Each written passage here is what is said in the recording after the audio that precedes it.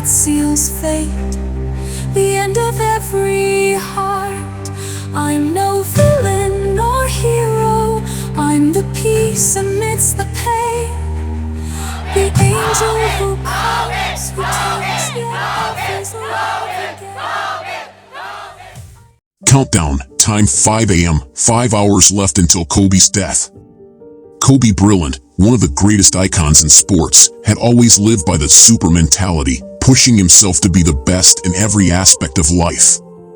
To him, basketball wasn't just a game, it was an expression of who he was. What would you do differently if you knew today was your last day?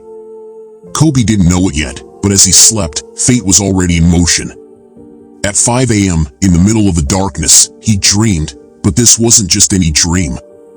He found himself on a basketball court, completely empty, surrounded by a gentle mist. The stands, once filled with life and excitement, were now silent and deserted. The only sound was his footsteps echoing as he walked across the court. But he wasn't alone.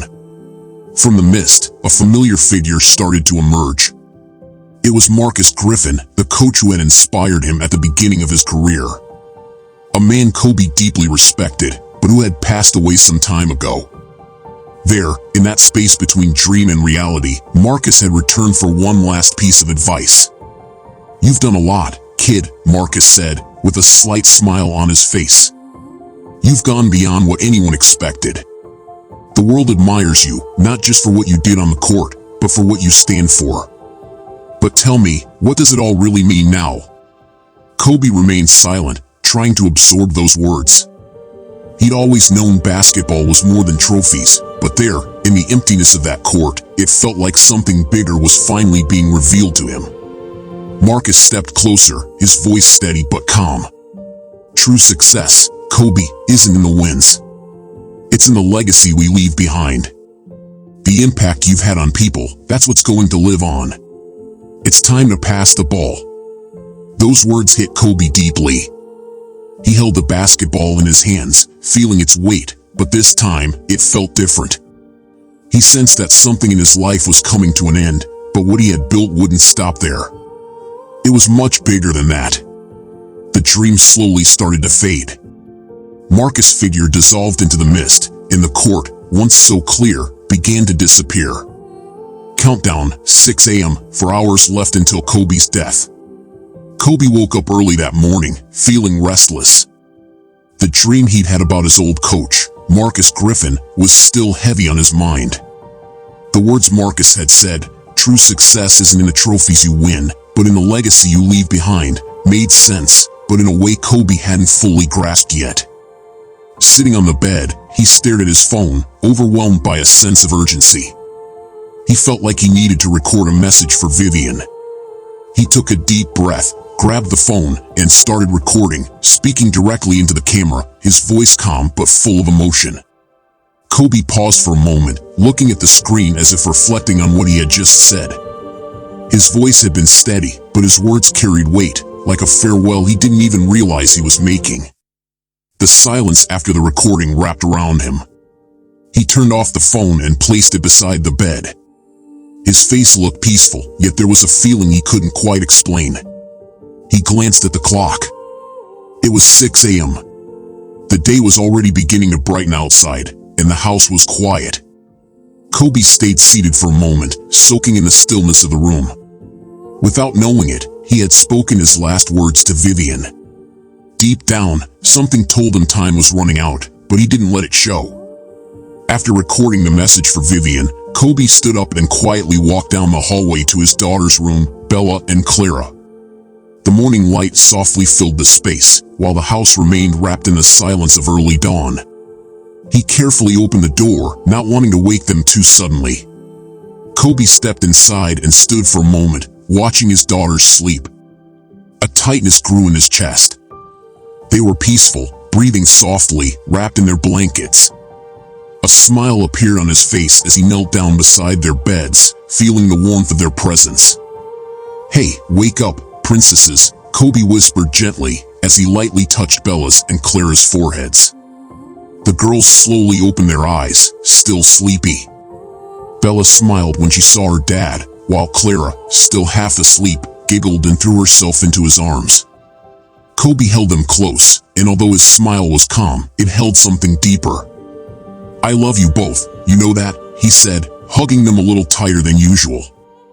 "No matter what happens, you'll always be my princesses. Just remember, Daddy is always with you."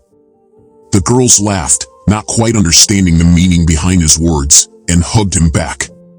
To them, it was just another morning with their dad. But to Kobe, this moment felt different. He held them for just a little longer, as if he was trying to save that hug deep in his memory. With a soft smile, he tucked them back into bed, kissed their foreheads, and left the room.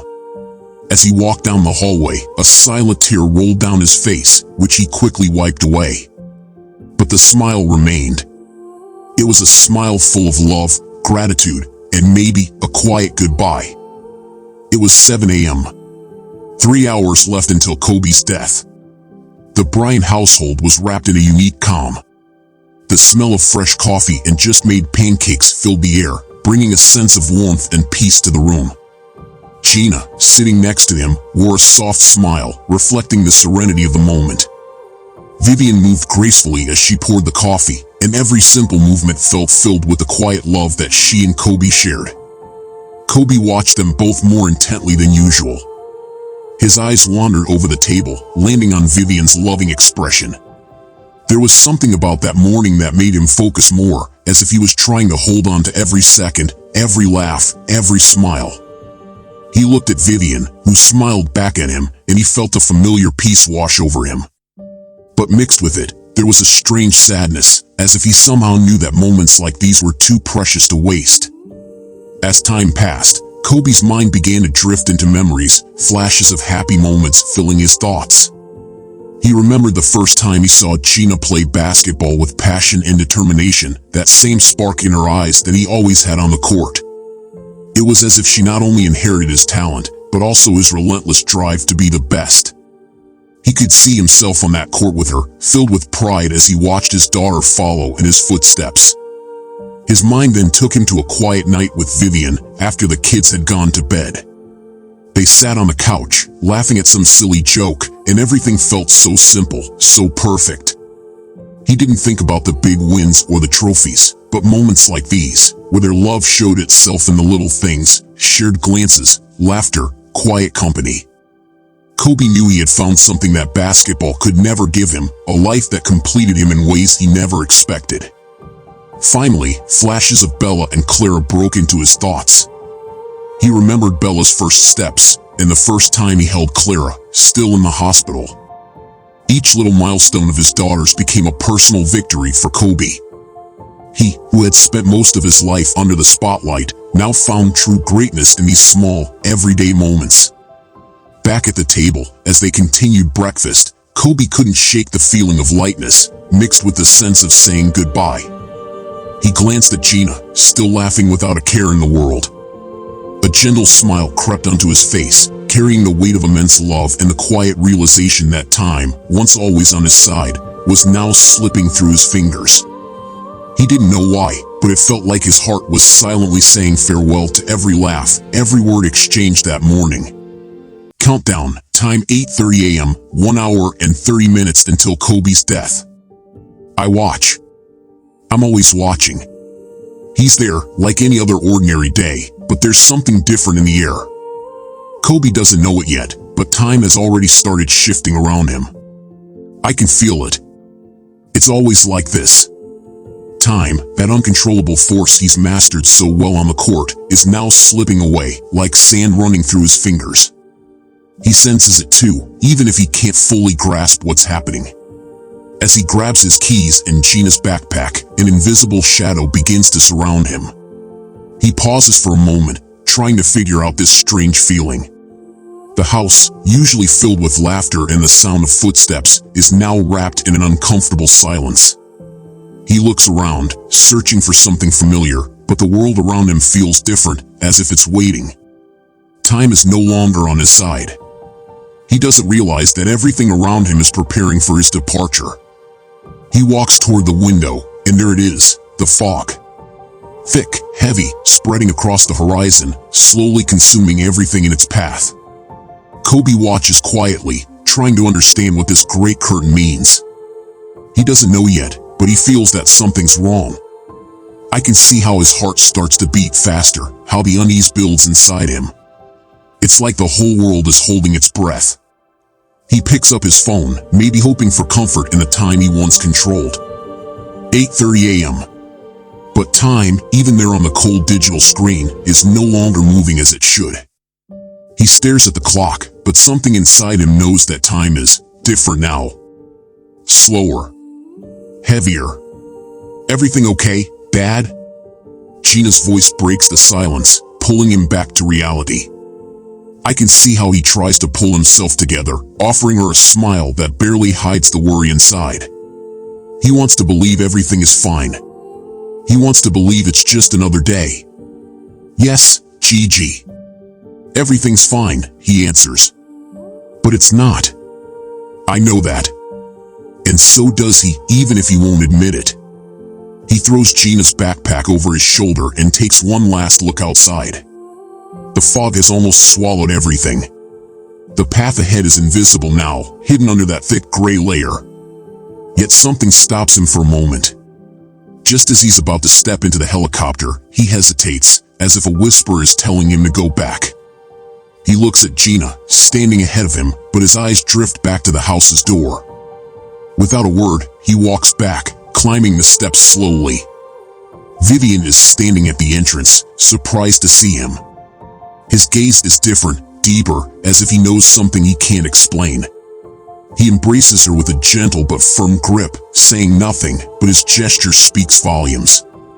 Vivian, confused, hugs him back, feeling the warmth of his body as if it might be for the last time. Come back soon, she says, with a faint smile, though something heavy presses on her heart. Kobe looks into her eyes and, without a word, just nods.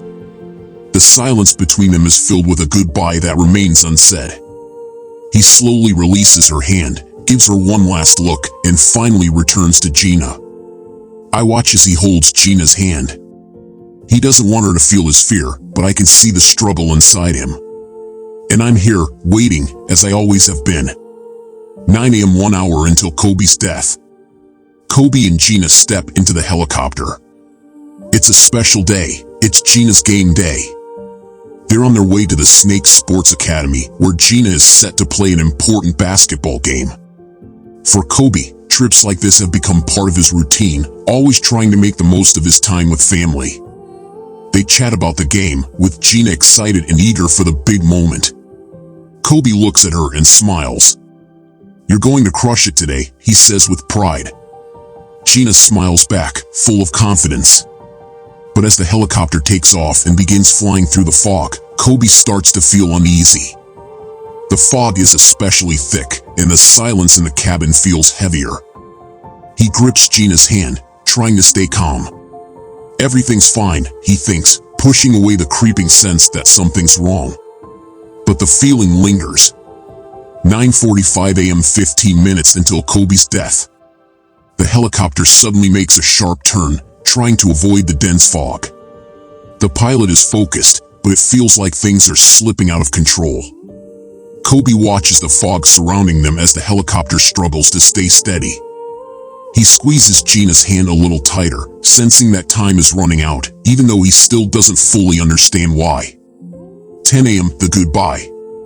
I saw him before he saw me. He was confused, as they all are. Time didn't make sense to him anymore. And I knew what would come next, I always do. The first shock, the resistance, the urge to turn back. Kobe looked around, trying to find something familiar, but everything had already changed. I approached slowly, no rush. The fog around him was thick. People usually try to figure out where they are or what's happening at first. But there are no easy answers. Kobe, I called out, knowing he'd need a moment to process. He turned his head towards me, wide-eyed, still fighting the truth that was starting to settle in his mind. No. This can't be happening, he whispered, almost to himself. I understood. Who could accept, right away, that everything's over? That their time is up? He took a step back, confusion on his face quickly turning to despair. Not like this, he murmured, as if talking to himself. My girls. Vivian, we had so much left to do. I let him speak. This is the time they need to be heard, more than any explanation I could give. The emptiness of loss, the fear of leaving behind what matters most, you can't take that from someone, and you shouldn't. When he finally fell silent, when there were no more words to express the pain he felt, I stepped closer. I'm not here to comfort, but I am here to clarify. Kobe, time is no longer yours, I said, trying to be gentle, though I know there's no easy way to say it. He looked at me, his eyes now filled with a mix of fear and frustration. I can't leave them. I just can't. This is a common reaction.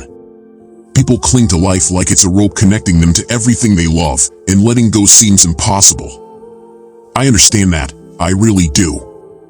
But sooner or later, the grip has to loosen. They won't be alone, I said. You taught them, you loved them, you shaped them. What you gave them will stay. Always. He shook his head, as if that wasn't enough. Will they remember me? Not just what I did, but who I was. That question, that doubt, it's always the same. People don't want to be remembered for their trophies or titles. They want to be remembered for the small things, the moments of humanity. And yes, they always are. They'll remember, I said. Not the player, but the father. The husband. The man you were. The world will remember too, but not in the way you think. Your impact wasn't just on the court. It's in the lives you touched. And that's far greater than any victory. I saw then that he was starting to understand. He looked at the ground, and for a brief moment, he seemed calmer. But the pain was still there, the pain of knowing you wouldn't be around to see it all unfold. I wanted to be there, he murmured. To see my daughters grow up, to be with Vivian, to finish everything we started. You will be, I said, and it was the only truth I could offer. In a way you can't yet see. What you built won't disappear. It'll grow, live on, and thrive even without you. He took a deep breath, and for the first time, his shoulders relaxed just a little. Acceptance never comes all at once. It's slow, painful, but it arrives. Finally, he looked at me, calmer now, though there was still a sadness in his eyes. Did I do my best? I didn't smile, but there was a moment of understanding between us. You did more than enough. He lowered his head, and for a moment, he seemed almost at peace. Then, slowly, he released the basketball he was still holding. It rolled softly through the fog until it disappeared completely. It was time. He gave one last look around, his eyes searching for something, maybe a goodbye he hadn't yet said. But there was nothing left to say. He started walking toward the light forming in the mist, his steps steady but slow. And then, without a sound, he was gone. I stayed there a moment longer, looking at the empty space where he had been. The fog began to fade, and the silence I always carry with me, returned to fill the air. I'm not made for comfort. But I know that, wherever he is now, he left enough of himself behind for the world to remember. And in the end, that's all we can really do. 10:47 a.m. The world now mourns the loss of a legend. Vivian, still in disbelief, sits in the silence of her home, searching for anything that might fill the void left by Kobe and Gina's absence. She holds the phone Kobe had left behind in their room, still loaded with the memories of his last morning, unsure of what she'll find. When she unlocks the phone, the videos appear on the screen. Their messages recorded that morning, words that, in that moment, she doesn't fully understand. Vivian takes a deep breath, taps the first video, and hears Kobe's voice, soft yet steady, as it always was. The first words bring a mix of comfort and pain. Vivian, I just wanted to say thank you. For everything. For being my partner through everything we've been through. I know life is full of challenges, and we've faced so many. I wouldn't be who I am without you. Kobe's voice, the one that had always brought her calm during tough times, was now an unexpected farewell. Tears start to flow down Vivian's face as the weight of his words hits her like a silent storm. She She keeps watching, now more captivated than ever. Kobe, in the video, smiles gently, but there's something different in his eyes. Did he know that morning? Did he sense his time was running out? He begins to talk about their daughters, Bella and Clara, his voice calm. Clara, you are my princesses. I want you to know that no matter where I am, I'll always be with you. Always. Be strong, be brave. I know you will be. I love you. Vivian, with her hand covering her mouth, tries to hold back the sobs that now seem impossible to contain. She presses the phone against her chest, wishing, for just a brief second, that all of this was just a bad dream.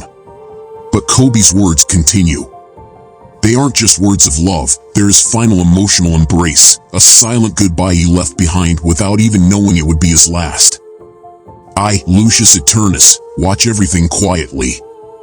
The words Kobe left weren't just farewells. They were a reflection of everything he had built, not just on the basketball courts, but in the hearts of his family. Every word, every pause, was a legacy of love and strength that would never fade. Vivian finishes watching the video, but the impact of Kobe's words lingers. The phone, now silent in her hands, still vibrates with the memory of who he was, the man, the father, the husband. He may be gone, but his legacy is eternal. Kobe Bryant may have passed, but what he left behind will live on forever. His legacy wasn't just forged on the courts, but in the hearts of everyone he touched. From generation to generation, his light will continue to shine, a beacon of perseverance and love. And one day, my friend, we'll meet again on the day of your death.